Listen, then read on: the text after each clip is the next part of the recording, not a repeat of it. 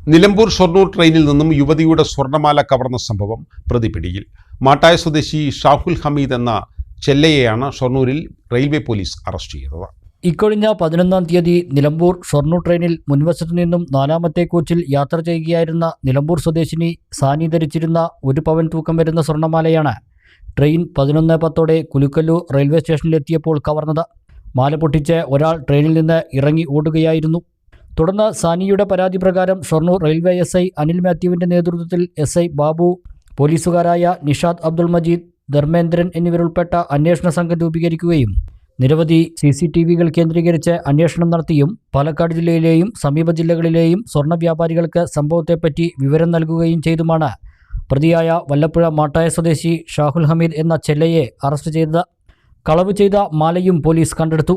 സംഭവവിവരം അറിഞ്ഞ ഉടനെ Shoranur railway police SHO Anil മാത്യുവിൻ്റെ നേതൃത്വത്തിൽ SI ബാബു, പോലീസുകാരായ നിഷാദ് അബ്ദുൾ മജീദ് എന്നിവരടങ്ങിയ ഷൊർണൂർ റെയിൽവേ പോലീസും ഷൊർണൂർ റെയിൽവേ പ്രൊട്ടക്ഷൻ ഫോഴ്സിലെ ഉദ്യോഗസ്ഥരായ ഷിജു, പ്രവീൺ, ബൈജു എന്നിവരും നടത്തിയ അന്വേഷണമാണ് 2 ദിവസങ്ങൾക്കുള്ളിൽ പ്രതിയെ അറസ്റ്റ് ചെയ്യാൻ സാധിച്ചത്. പ്രതിയായ ഷാഹുൽ ഹമീദിന് പാലക്കാട്, തൃശൂർ, കോഴിക്കോട്, കണ്ണൂർ ജില്ലകളിൽ നിരവധി കേസുകളുണ്ട്. മലബാർ ന്യൂസ്, മലയാളത്തിലെ ആദ്യത്തെ സമ്പൂർണ്ണ HD പ്രാദേശിക ചാനൽ.